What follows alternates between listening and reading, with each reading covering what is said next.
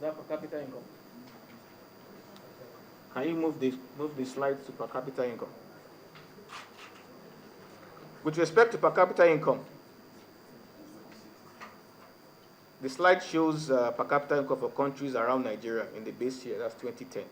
Our GDP per capita has risen from 1,437 US dollars in the old series to 2,258 US dollars in the new. The next slide shows the comparison among countries around the value of Nigeria, also in the base year. As we can see, our GDP per capita is still much lower than those around our nominal size,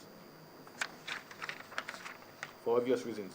In 2000, GDP per capita in 2011 for all countries, that's the next slide. The next slide shows GDP per capita in 2011 for countries with similar values to Nigeria. In 2012, our GDP per capita stands at 2,675 US dollars. The next slide just shows the countries around our value for clarity. So we know the countries we are around. I don't want to give GDP per capita for 2013 because, like I mentioned, that's still a forecast which will be confirmed shortly. With respect to debt to GDP, between the old and new series, our debt to GDP has dropped from 19% to 11% previously for 2012. Just to be a little bit slightly controversial, I decided to compare, to have a look at our poverty numbers, where we rank with other countries, with the new numbers. Now, there's a caveat here, and I have to make this very, very clear because I've not been able to make it clear. I think I'll take this opportunity to make it clear. First of all, we at the MBS are very difficult, so we always make sure the benchmark that we insist our government crosses over is very high. We use, for absolute poverty, 3,000 calories. This is the highest in any country in the world. Nobody uses a poverty line that high. The highest is 2,500. And obviously, if we pull it down to 2,000 or 2,500, I think some countries even use less than 2,000. It will be much lower. So we should have to be very careful when we compare our very high poverty line to other countries that are using a poverty line of 2,000 calories. It's not comparable. It is purely for our own internal use. Now, if you want to compare with other countries, you have to adjust the poverty line so that it's in line with what everybody else is doing. I mean, we have to make this point very, very clear. This is the part I'm talking about, misapplying the use of data. Because this information is all contained in the methodology documents in detail. But most of the time, people don't go take the time to actually go to the document and understand how this were calculated. I have to point that out very carefully. And when you look at this, just to illustrate that, it shows that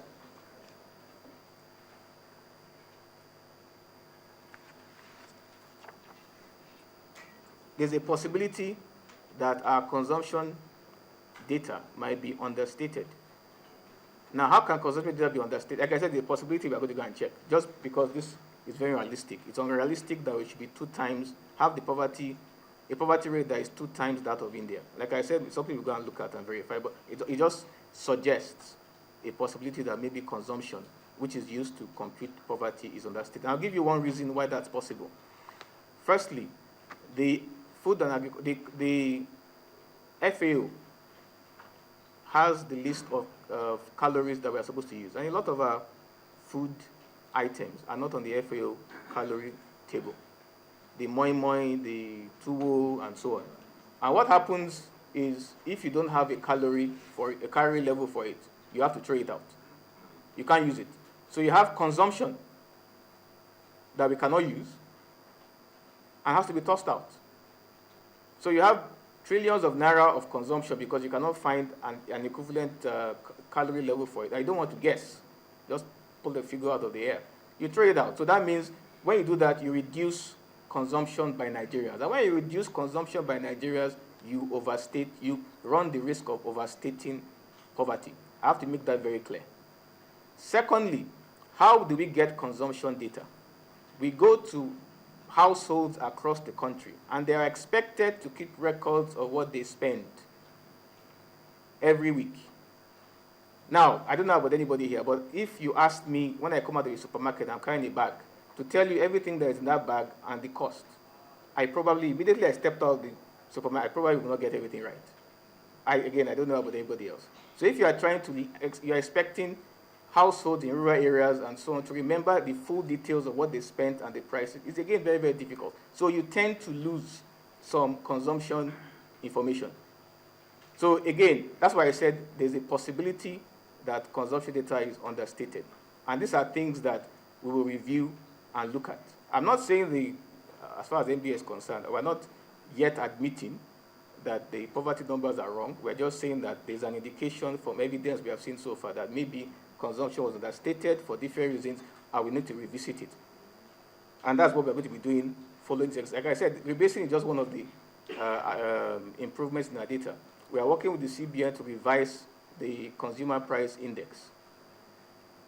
It's just that rebasing is taking a lot of the attention. And the reason why is, well, CPI was always up to date, but GDP wasn't there for 2 decades. And the reason this is creating this kind of attention, it's a normal statistical exercise done by countries.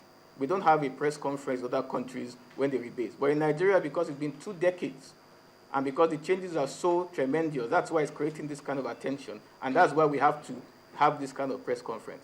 By the time we rebase again, which is what we're going to be doing regularly by 2016, I'm sure this is not going to be it's not going to create this kind of attention, because the revisions are probably going to be minor. But 2 decades, of course, that's going to create a lot of attention. So it's a normal statistical exercise. Rebasing is just one of the things we are doing to update our methodology. It includes inflation, it includes poverty, it includes unemployment, and different levels of social statistics that we are intending to improve so that we can inform better policy and decisions. Finally, just look at compare our Gini coefficient and equality with other countries similar to us. You can see we have slightly higher inequality than other countries around us, which sometimes can explain in part that the fact that GDP is rising and people are not feeling it as much as they want. It basically means that maybe a small percentage of the population are responsible for benefiting more from that GDP rise, and a lot more people are not.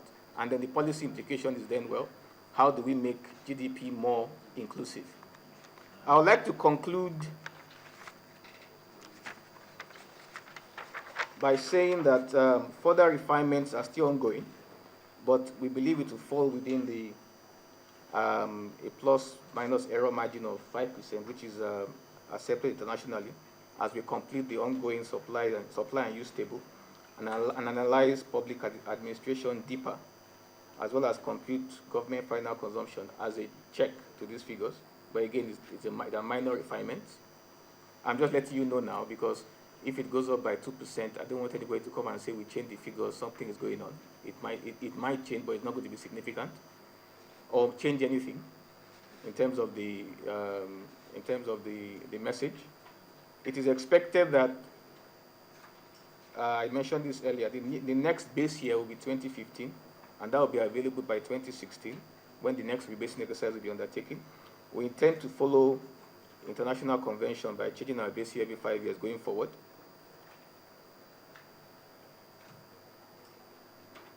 And by that time, we'll be able to complete the ongoing census of industries and businesses, which again hasn't been done for 2 decades, which we are working on, as well as the agricultural census also has not been done for 2 decades, which we are working on. And of course, when that happens, again, there will be a revision, a rebasing and benchmarking of the numbers, but then that will be in 2015, 2016. Finally, I want to also, by that time, the new harmonized national living standard survey, from which we compute poverty and household consumption will be completed, and we can use this for the figures. Finally, I want to reiterate that the main purpose of this exercise is, as far as the Bureau of Statistics is concerned, is to measure more accurately and so we can understand the changing structure of our economy, so we can guide better policy and evidence-based decisions. I want to add the same way I started by saying that I believe that